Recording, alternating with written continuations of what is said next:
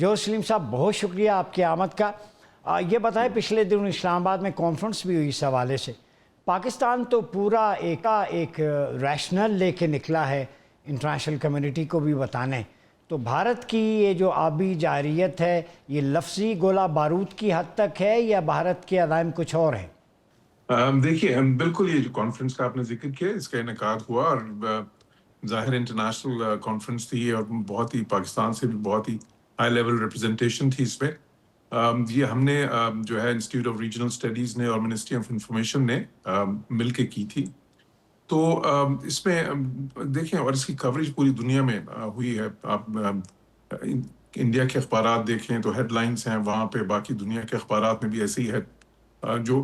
تو اس کا ایک تو خیر مقصد یہ بھی تھا کہ دنیا کو ایک میسج دینا تھا، اور ہندوستان کو بھی ایک میسج دینا تھا کہ پاکستان کسی صورت میں بھی یہ برداشت نہیں کرے گا کہ یہ انڈس واٹرز ٹریٹی، جو کہ دیکھیں ایک ایسا ڈاکیومنٹ ہے، 1960 میں یہ دستخط ہوئے اس پہ، اور یہ ٹریٹی ہے جو کہ ایک ہائیسٹ فارم ہوتی ہے دو ملکوں کے درمیان جو بھی آپ اگریمنٹ سائن کرتے ہیں اس کی، اور اس وقت ورلڈ بینک کے آسپیسز سے یہ ہوئی تھی، اور انٹرنیشنل لاء کے مطابق ہوئی تھی، کیونکہ انٹرنیشنل لاء میں جو طریقہ کار ہے اور جو سارے اس میں اصول وضع کیے گئے ہیں اس کے حساب سے ہی ان دریاؤں کی تقسیم ہوئی ہے۔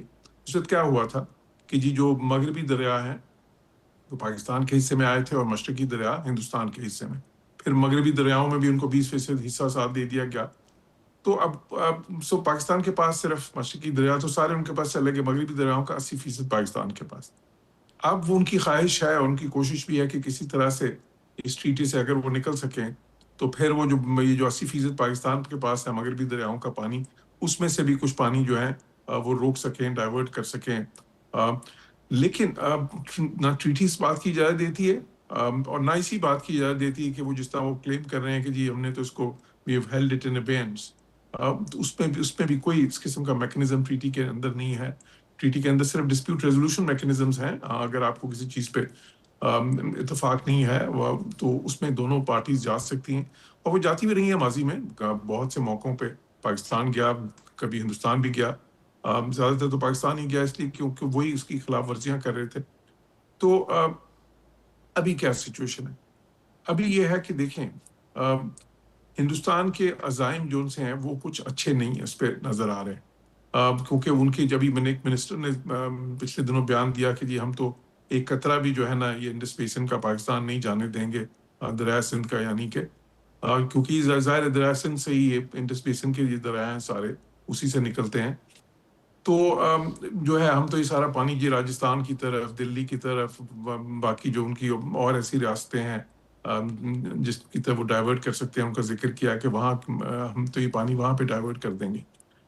تو منصوبے تو بالکل ہیں ان کے، لیکن جہاں تک اس چیز کا تعلق ہے کہ اس پہ وہ کیا عمل پیرا ہے، تو اس میں وقت لگتا ہے۔ یہ کوئی اتنی جلدی کی چیز تو نہیں ہے۔ اگر آپ نے ایک ڈیم بنانا ہو، اس کی جو ٹنلز بنانی ہو، اس طرح کی کینالز، تو ظاہر ہے کہ یہ تو سالوں کے کام ہوتے ہیں۔ لیکن پاکستان نے تو واشگاف الفاظ میں یہ جس وقت انہوں نے کہا تھا کہ جی ہم نے اس کو ابینس میں رکھ رہے ہیں، تو اس وقت سے پاکستان نے بالکل یہ موقف جو ہے اپنایا ہے کہ جی اس نہ ٹریٹی میں اس چیز کی گنجائش ہے اور نہ ہم اس کی اجازت دیں گے۔ اب پاکستان کے پاس آپشنز کیا ہیں؟ ایک تو ظاہر ہے لیگل آپشنز ہیں، وہ پاکستان سارے اپنے ایگزاسٹ کر رہا ہے۔ جو لیگل آپشنز ہیں اس کے اندر، ٹریٹی کے اندر ڈسپیوٹ ریزولوشن میکنزم کے اندر ہی اس قسم کے کچھ آپشنز ہیں، وہ بھی۔ اس کے علاوہ بھی جو دنیا کے اس قسم کے انسٹیٹیوشنز ہیں سارے جہاں پہ آپ جا سکتے ہیں اس طرح کی خلاف ورزیوں پہ، وہاں پاکستان بالکل اس لیگل ریکورس جو ہے وہ تو کر رہا ہے۔ ساتھ ہی ساتھ ڈپلومیٹک ایک جو ہے نا، ڈپلومیٹکلی پھر آپ پریشر ڈالتے ہیں، تو وہ بھی پاکستان نے بالکل وہ پروسیس بھی شروع کیا۔ ابھی دیکھیں یہ جو سیمینار تھا یہ اسی سلسلے کی کڑی تھا، بلکہ ہم اس کا لیول ریز کر رہے ہیں۔ اب ہم جو ہے نا ایک دم دنیا کو باور کرا رہے ہیں کہ دیکھیں یہ ایسا مسئلہ ہے کہ اس کو آپ نظر انداز نہیں کر سکتی دنیا، کیونکہ اس سے تو جو ہے نا پورے اس خطے کا ہم جو ہے وہ خطرے میں پڑ سکتا ہے، اس خطے کی سلامتی خطرے میں پڑ سکتی ہے، اور یہ خطہ جو ہے دنیا کی 1/4 آبادی ادھر رہتی ہے۔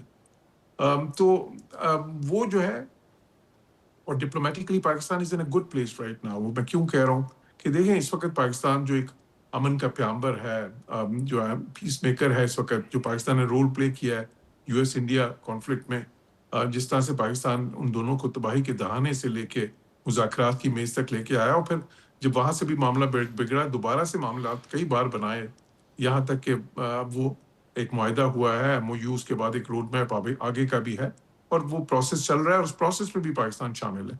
फिर इससे पहले भी जो मशरिक़ वस्ता के मामला थे, उसमें भी पाकिस्तान जो है बहुत अहम रोल पाकिस्तान का रहा, और बहुत ही ज़्यादा और बहुत सैल्यूटरी रोल, यानी कि ऐसा रोल रहा जो कि जिससे कि आप अमन की तरफ जो है ना जो कोशिशें हैं उनको सपोर्ट कर रहे हैं। फिर इसके साथ ही साथ देखें पाकिस्तान हिंदुस्तान की जो जंग हुई, उसमें भी देखें पाकिस्तान का एक तो हिंदुस्तान की जाररियत थी, पाकिस्तान ने इसको जवाब दिया, और ऐसा जवाब दिया कि वो दंदान शिकन था और पूरी दुनिया ने देखा। ठीक। लेकिन साथ ही साथ जब अमन की बात हुई तो पाकिस्तान ने बिल्कुल अमन की फौरन कबूल किया, और अमेरिका का जो इनिशिएटिव था उसमें पाकिस्तान किस तरह से पाकिस्तान ने उसको सपोर्ट किया। तो ये पाकिस्तान को देखा जा रहा है पूरी दुनिया में एज अ रिस्पॉन्सिबल स्टेट, एक ऐसी स्टेट जो कि दुनिया में अमन और सलामती की अलामत है, एक फैक्टर ऑफ स्टेबिलिटी है, एक रीजनल जो है ना सिक्योरिटी एनेबलर है, रीजनल स्टेबलाइजर है। तो अब अगर खुद पाकिस्तान को कोई इस किस्म का चैलेंज दरपेश होता है तो जाहिर है कि दुनिया पाकिस्तान की बात सुनेगी फिर। ठीक है। क्योंकि अच्छा, ये बताइए, आप कॉन्फ्रेंस में गालिबन मौजूद थे, एक्सपर्ट्स वहाँ पे थे, पाकिस्तान के पास अल्टरनेट क्या है, एक तो ये बताएं, और दूसरा हम अपनी वाटर स्टोरेज कैपेसिटी जो सैलाब में बारिश का पानी ज़ाया हो सकता है, ताकि हम टोटल हमारी रिलायंस उस तरफ इंडिया की तरफ ना हो जो दरिया आते हैं, और ज़ाहिर है इंडिया भी वहाँ पे वायलेट कर रहा है, मुख्तलिफ डैम्स बना रहा है, तो अपनी स्टोरेज कैपेसिटी को बेहतर करने के लिए, ज़राअत तवानाई की ज़रूरियात पूरा करने के लिए, पानी के लिए, आप समझते हैं कि कोई कॉन्फ्रेंस में इस हवाले से भी बात हुई है? जी जी बिल्कुल, देखें मैं तो जाहिर है कि कॉन्फ्रेंस का इनकाद हमने किया था, उसके मुकर्रीन में मैं भी शामिल था। उसमें बहुत सारे एक्सपर्ट्स भी थे जाहिर है, और उसमें बहुत ही प्रोमिनेंट जो है ना सारे हमारे पॉलिसी मेकर्स भी थे। डिप्टी प्राइम मिनिस्टर वहाँ पे थे, बिलावल भुट्टो वहाँ पे थे, और बहुत सारे फेडरल मिनिस्टर्स वहाँ पे थे। तो देखें अब पाकिस्तान क्या कर रहा है इस पर जो है ना, एक तो ये कहना कि जी देखें ट्रीटी से तो ये तो नहीं है कि जो हमारा हक है जिस पानी पे उसको हम छोड़ दें और हम उसके बदले में जो है ना या उस इन लिeu ऑफ दैट कोई और चीजें शुरू कर दें। हमने जो करना है, जो जहाँ पे हमारे से कोताही हुई है वो हमारा अंदरूनी मामला है। बिल्कुल, जहाँ पे डैम्स हमने बनाने थे और नहीं बनाए, जिस तरह कालाबाग डैम को इतना अरसा गुजर गया, बादशाह डैम नहीं बन सका, बिल्कुल वाटर स्टोरेज कैपेसिटी हमने बढ़ानी है। डैम्स बनाने से ना सिर्फ वाटर स्टोरेज कैपेसिटी बढ़ती है बल्कि साथ ही साथ आप बिजली भी पैदा कर सकते हैं, और वो क्लीन एनर्जी होती है, रिन्यूएबल एनर्जी होती है। हमने तो खैर बहुत बड़ी गलती की ना कि अपना एनर्जी मिक्स ही हमने खराब कर लिया। हम तो फॉसिल फ्यूल्स की तरफ ले गए जो कि बेसिकली डेटी एनर्जी है, और जो जो जो सारी इंपोर्ट हमें करना पड़ता है। हमारा तो जो एनर्जी मिक्स खराब हुआ उससे हमारी इंडस्ट्री को बहुत ज्यादा नुकसान हुआ है। तो एक तो खैर हमने अपना एनर्जी मिक्स भी ठीक करना है, हमने अपनी स्टोरेज कैपेसिटी भी ठीक करनी है। उसके लिए हमें मजीद डैम्स बनाने होंगे, जो बड़े मेगा डैम्स हैं वो भी बनाने होंगे, छोटे डैम्स भी बनाने होंगे बहुत सी जगहों पे। दूसरी तरफ हमें ये भी करना है कि जो पानी जाया होता है, मिसाल के तौर पर पाकिस्तान में 60% जो पानी है वो एग्रीकल्चर में ही लगता है, 60% से भी ज्यादा। अब उसमें पाकिस्तान में क्या इस्तेमाल होता है, अभी तक जो तरीका है वो फ्लड इरिगेशन कहलाता है, कि बस आप ये फ्लड कर देते हैं, आप जो है ना खेतों को पानी उनमें जो है ना आपको पता ही है नालों के जरिए, खालों के जरिए आता है उसमें, और बस उसको इस तरह से राब कर देते हैं। ये तरीका दुनिया में बहुत अरसे से जो है ना इस्तेमाल नहीं हो रहा। अब तो बहुत जो है, बिकॉज इससे तो एक तो आपको आपकी जो है ना पानी बहुत ज्यादा जाया होता है, और दूसरा ये होता है कि फसल को भी नुकसान पहुंचता है। पूरी दुनिया में ड्रिप इरिगेशन होती है, ड्रिप इरिगेशन से बहुत कम पानी आपको, इससे आपका समझ लें कि आपका 3/4 पानी बच सकता है इससे, बल्कि अब तो दुनिया उससे भी आगे जा रही है, उससे भी ज्यादा जदीद तरीके आ गए।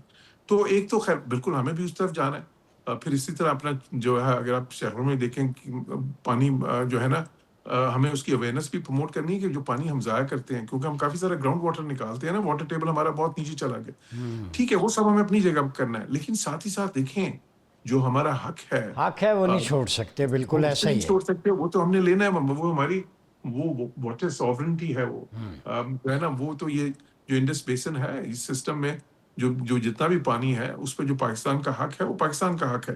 اور پوری دنیا میں ایسا ہی ہوتا ہے. یہ دریا تو ایک دریا جو ہے وہ کئی ملکوں میں جاتا ہے. اب دریائے نیل کو دیکھیں, نائل کتنے ملکوں میں جاتا ہے. اب آپ جو ہے نا اس کو دیکھ لیں, جو ایمیزون کو دیکھیں کتنے ملکوں میں جاتا ہے ساؤتھ امریکہ میں, اور بے شمار اس طرح کے دریا ہیں. ڈینیوب کی بے شمار دریاؤں کا ذکر میں کر سکتا ہوں. تو وہ ساری واٹر شیئرنگ ہوتی ہے اس میں جو ہے نا, اور وہ انٹرنیشنل لا کے حساب سے ہوتی ہے. تو انٹرنیشنل لا ہی یہاں پہ اپلائی ہو رہی ہے. یہاں پہ جو ہے یہ جو ٹریٹی ہے یہ انٹرنیشنل لا پہ بیسڈ ہے. یہ کوئی ویسے تو نہیں آربیٹریلی تو نہیں بنائی گئی تھی. تو اس لیے 2 pronged اسٹریٹجی ہوگی.